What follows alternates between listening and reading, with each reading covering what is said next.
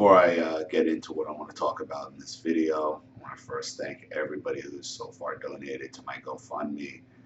It's past 50%, over $2,500. It's been amazing. It slowed down a little the last few days, but I'm hoping it'll keep going. If you can continue to share, the link will be in the description box. But everybody who's helped out so far, thank you so much. And as I've launched this GoFundMe,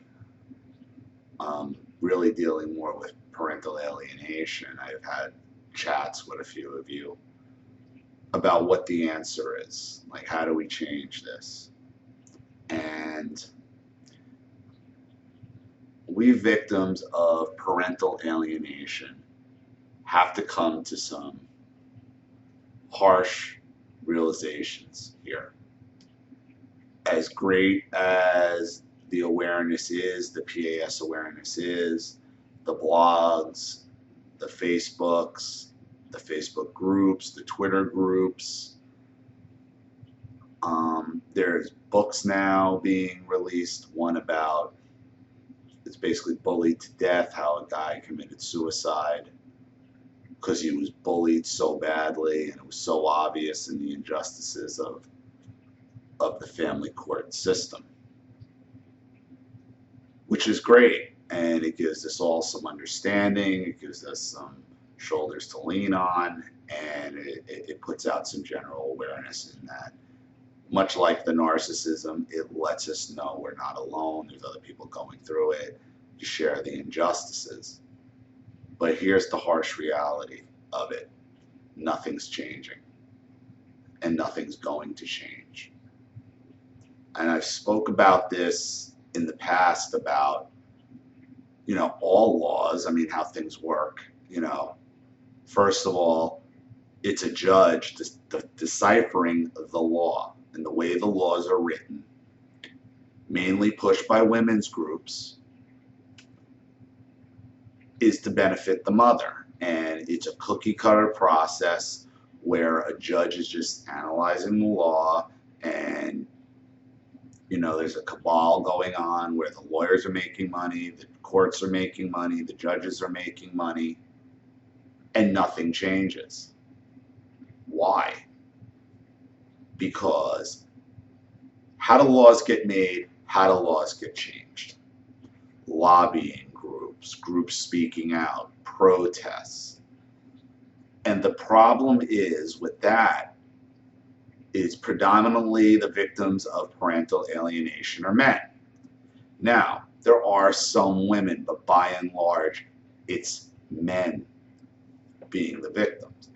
The one common denominator I have noticed for women experiencing parental alienation is they are all victims of family narcissistic abuse, where they have been the black sheep their whole lives in their family. Their families are usually complicit in helping the ex-husband in the alienation, claims of mental illness, claims of craziness, and this is because of a lifetime of narcissistic abuse. And unfortunately for those women, even though they are women, as far as the court's concerned, because we know the courts could care less about, especially family courts, could care less about narcissism. They act like, they go through these medical exams, these psychological examinations, but they're not looking for answers. They're looking for money. They're looking for money because it doesn't matter. I spoke to a paralegal who's a subscriber of mine. Some of you probably follow her, Angela Watts, who's a paralegal, works for a law firm in Philly, and talks about, they've had state psychologists stating narcissism, and they didn't care, it didn't matter. At the end of the day, it doesn't matter, because the psychological exam isn't to find out the answers, it's to make sure somebody else gets paid, because that's how the cabal works. And the problem is, and especially now in our society in 2015, if a man tries to, especially a white guy, but it doesn't even have to be a white guy, this happens to men of all races, okay? If you're a man, okay, You're just going to be a misogynist. You don't want to take care of your responsibilities. You're a woman hater. We know it is. So unfortunately, for the women trapped in the parental alienation zone, okay, you fall right in behind, because you're such a small minority. You fall in behind the men, okay? And as men, going after this issue, which is viewed as man versus woman, and anything falling on the opposite side of women is misogyny and a war on women. And unfortunately, women who are victims of parental alienation, you are victims of your own gender doing this. I mean, that's the problem. You're victims, you're going through alienation, women, because you have narcissistic family history. That's why. But the reason why they're able to pull it off, okay, is because of your own gender, and because of the BS your own gender pulls in family court, and the way the feminist agenda has pushed family court law. They pushed it, okay, but that's all you hear from it. Because if it was real feminism, it would be equality, not, after that, you don't, like I said, you can't find a feminist now in divorce or family court. It doesn't exist. So does that mean there is no hope whatsoever for parental alienation? No. I think there is one hope, and one hope alone. And it's not a cure-all. It's a 50-50 proposition of whether it'll happen, of what would happen. But I think it's the last chance, because we are nowhere right now. Men's groups can't protest. You're just a misogynistic pig. Nobody cares. It gets no media play. How many election cycles do we have to go through? Okay, this is never discussed. This topic is never even broached. It's never discussed. It's nowhere on the radar. Okay, so to think that we're going to get this changed anytime soon, even in by the time to save any of our children from this, that it's not going to happen. It's not going to happen. It just doesn't work that way. So what is the one hope? Well, I've said this to many people, and everyone says, wow, you might be right. There is one hope, and I will tell you what I say to everybody. If you are divorced, going through a divorce, thinking about a divorce, in child custody of any way, shape, or form, if you are any of those things, and you are against gay marriage, you are out of your mind. And that has nothing to do with how you feel about it morally or personally. I could care less. I care less what you do, who you want to marry. Have at it. Have at it. And I'm going to give you the argument for those of you who are Christian conservative and of why you should support this as well. So why gay marriage? Well, quite simply, if gays are able to get married, which they are now, even though there's people still fighting it, please stop fighting it and just let it go. And I'm going to tell you why. Okay? Once you have gay marriage, then you're going to have gay divorce. Okay? And the same goes for gay adoption, as many gay adoptions as you want, as they want. Go ahead. Go, go, go, go, go. In vitro, surrogate, go, go, go, go. And as damaging as it's going to be, even though you're adding more children to be victimized by parental alienation, in the long run, it's the only way, because in the long run, it could wipe it out completely. Because once you have gay marriage, which we do, and you have gay divorce, well, then they're going to be subjected to all the same divorce and custody laws as we are.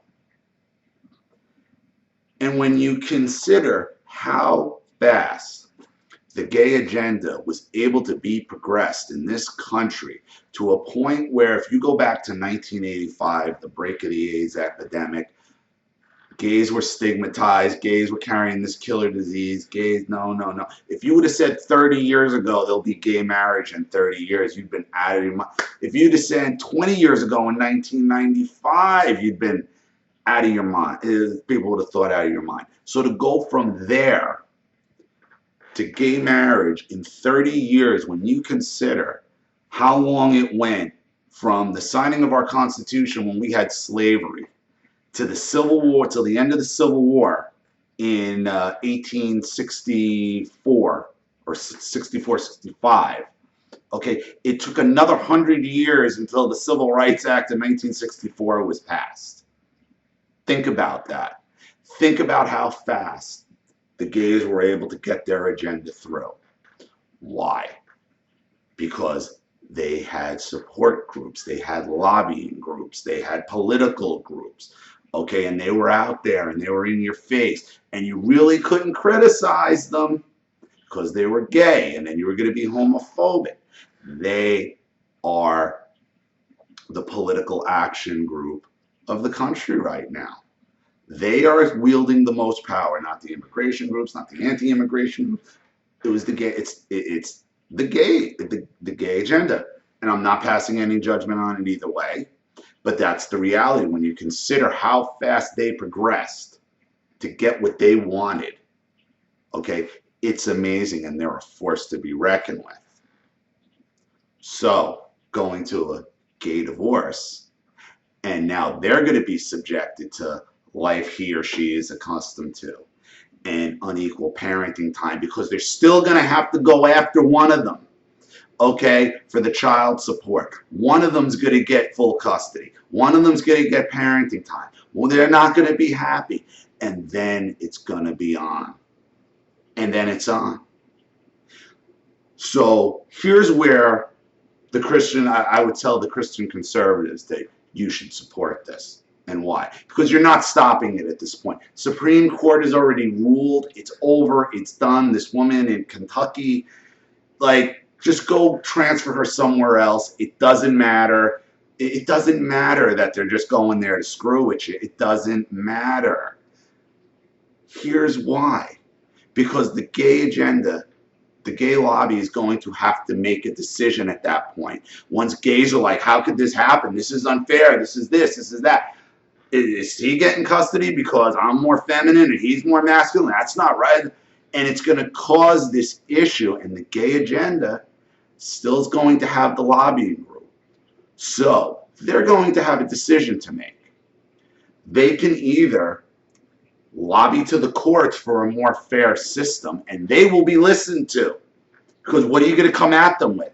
They can't be misogynistic. They can't be homophobic. They can't be anti-child. And you as straight men, straight women who are victims of parental alienation, we could be locked arms in arms with a butch lesbian on one arm and some hairy gay biker on the other, singing "No Justice, No Peace." And then we'll be listened to.